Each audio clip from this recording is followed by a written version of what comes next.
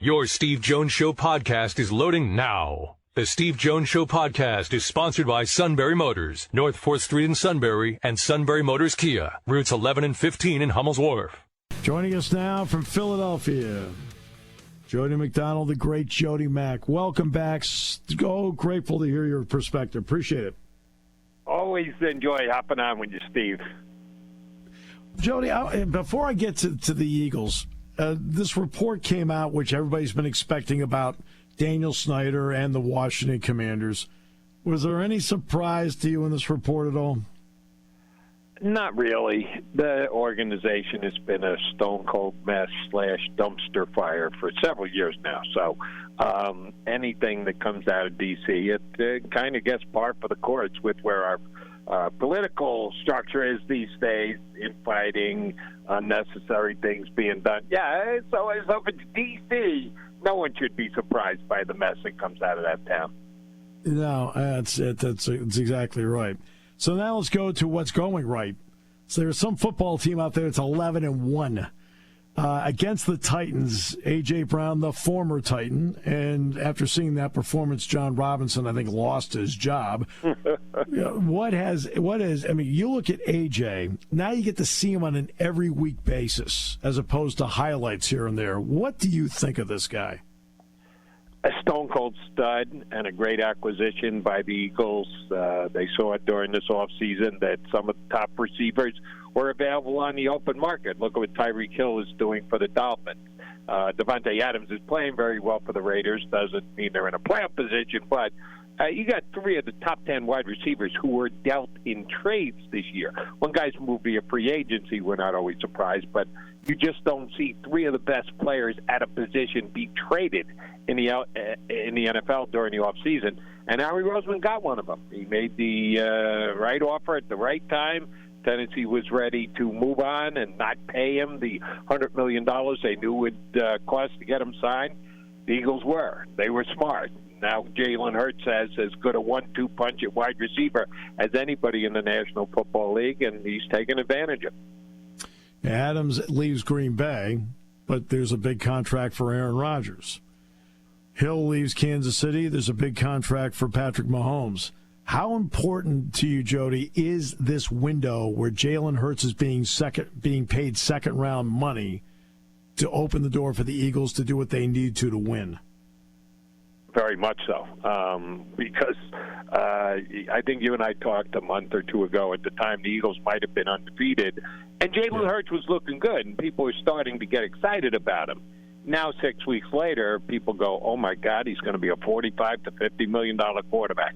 And he is, and he's earned it, and he deserves it. So you're right. At some point, the Eagles are going to have to pony up the dough. They can't do anything about it now. I feel too many calls on the air. Why don't they get an extension done now? Maybe they get them on a discount.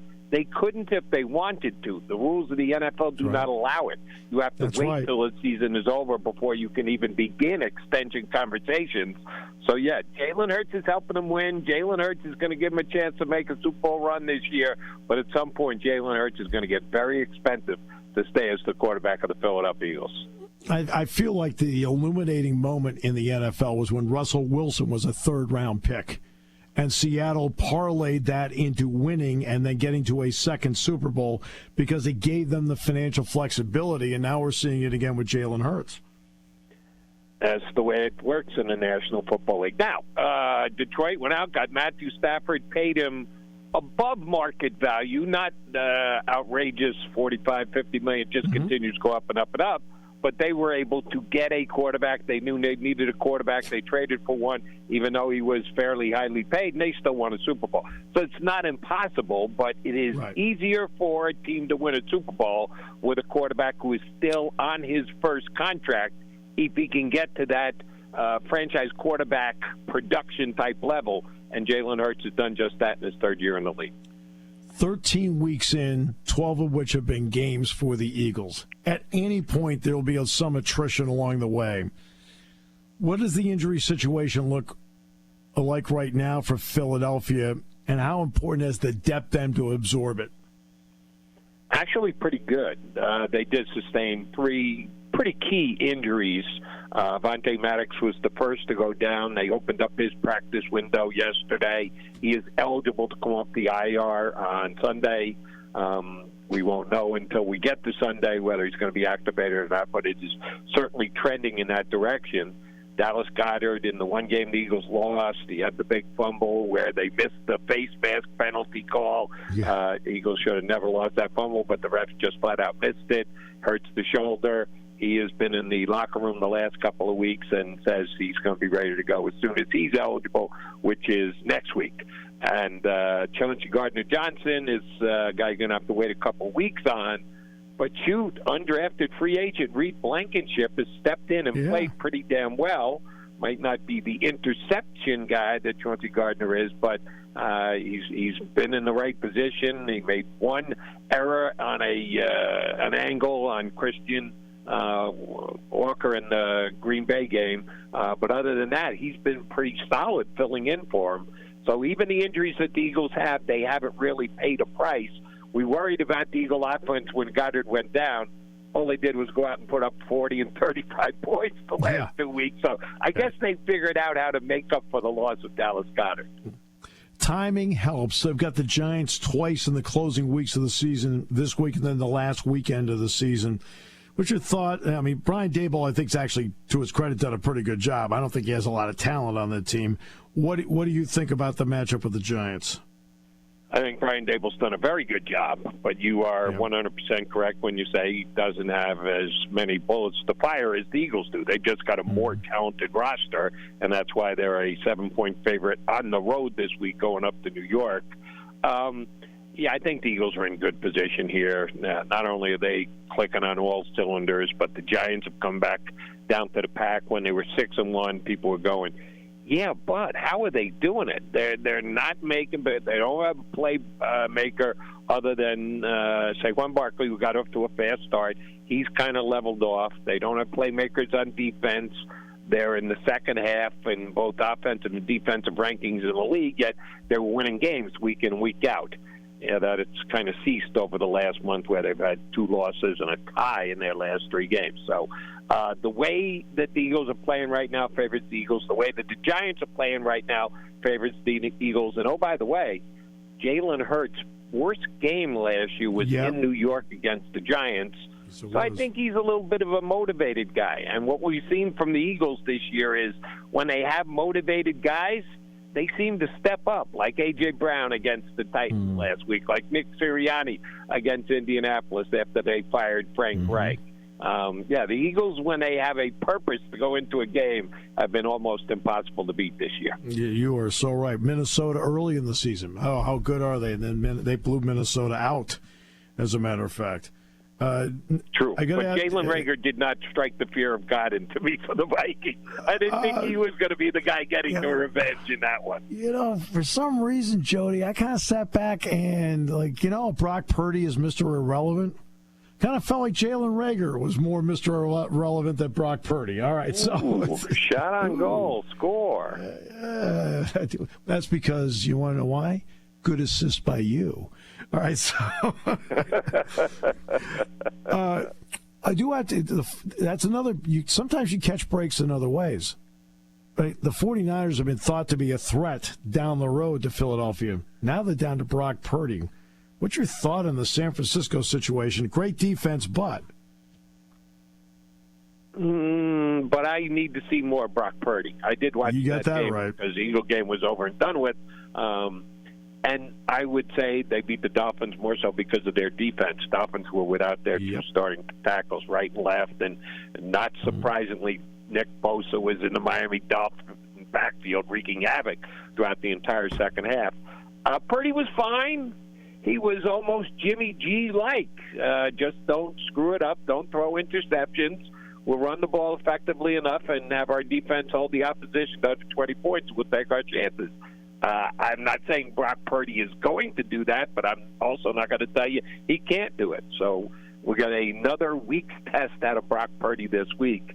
The 3 best teams in the AFC and the NFC are the Vikings, the Cowboys, and the Eagles sitting up top. The Eagles have already beaten 2 of the 3. The only team they haven't beaten is San Francisco. And yeah, if we see Brock Purdy play well over these next couple of weeks, I think the 49ers will jump up and be the Eagles' number one hurdle they'll have to get over to get to Arizona in February. Look, I know they've got the Giants, then they got to go to Chicago. But then that game in Arlington is looming on Christmas Eve. I know you keep a close eye on the Cowboys. I know Prescott's back. How much better do you think Dallas is now? I still think Dallas has got a hole at wide receiver. That's why this whole OBJ thing has been the constant talk in the National Football League for weeks now, even though they kind of let leak out that they don't really think he's going to be healthy enough to contribute before the season ends. I know Michael Gallup has picked it up a little bit, but after CeeDee Lamb, I don't love the Cowboys wide receivers. They can run the football. And Pollard, they pretty much split it every single week, but I'm more afraid of Pollard than I am Zeke Elliott these days. So the Cowboys deserve respect because they've got defense that gets after the quarterback, and we know that kid from Penn State is the main reason for it. He might be defensive player in the National Football League this year, and they can run the football. But if you gave me my choice right now, which quarterback would I rather have, Jalen Hurts in his offense or Dak Prescott in his offense? It's not close. I'll take the Eagles every day and twice on Sundays. Jalen Hurts has an accuracy to him that Dak Prescott does not have. And I also think that Jalen Hurts is showing to me he's got a feel for the game that Dak Prescott may not have. That's only me, and I'm not, and I'm neutral here. I'm just talking about just feel for the game. What's your thought on that? It annoyed the snot out of me this offseason, Steve. If you didn't think Jalen Hurts was going to become a franchise quarterback, you weren't alone. I wasn't ready to anoint him a franchise quarterback, a top 10 in the league quarterback, but the whole he's not accurate enough now. He'll never be accurate enough. That's why he's not shouldn't be the Eagles' long-term quarterback. If you work at it, you can become more accurate. We've seen it happen before in the National Football League. Certainly the kid up in Buffalo did it, Josh Allen. His accuracy improved every single year. And I said, if there's one guy in the National Football League who I can tell you will get better because of his work ethic, it's Jalen Hurts. Nobody works harder than he does. Nobody's more committed. So those who just dismiss the fact that he can improve his accuracy annoyed me a great deal. And, yeah, he's kind of put those people in their place this year. I mean, I know it ended up being incomplete because Brown had a toe out of bounds. But that throw he makes to Brown, where he dropped it in the bucket, incomplete. And then the touchdown that Brown caught in the end zone with really great coverage. Right? I mean, I'm sorry, you can't throw two footballs better than that. Understood. And, yeah, Brown gets credit for the second one because he basically took it away from the defender. Yeah. But my favorite play might have been the one that was in between those two when Brown just – ran over like a Mack truck, the defensive back who got in his way, and they rightfully called the penalty on the D-back because he's the one who's got to avoid the contact. He didn't. Brown just dismissed him by running right over him. That, for me, was actually the most fun play from an Eagle perspective. And I'll give A.J. Brown this much credit because I'd given him some grief on our Birds 365 YouTube show over the last 2 weeks because he had a couple of fumbles. One of them I thought was him trying to get a little too cute and make a move. That's not what A.J. Brown does. And the other one, he was fighting for yardage and he got stripped, got the football punched out. Again, that's not A.J. Brown. There's a reason they call him Swole Batman because he's got a build like a tight end. He wasn't fooling with any niceties and or trying to make cute moves against Tennessee last week. He was just ripping people apart. Yeah, except he made the cute move at the end like, I got by him. Now I'm going to backpedal in. There's a little showman in him, too, and that's good. As long as he doesn't cough up the football, he gets away with something That's exactly right. Hey, look, I'm saying it's good to put on a show. That's good. Yeah. It's entertainment. Fans love him for it. Hey, we love having you on. Thank you so much, as always. It's just great conversation with you. Thank you. Good to catch up, brother. Call me when you need me.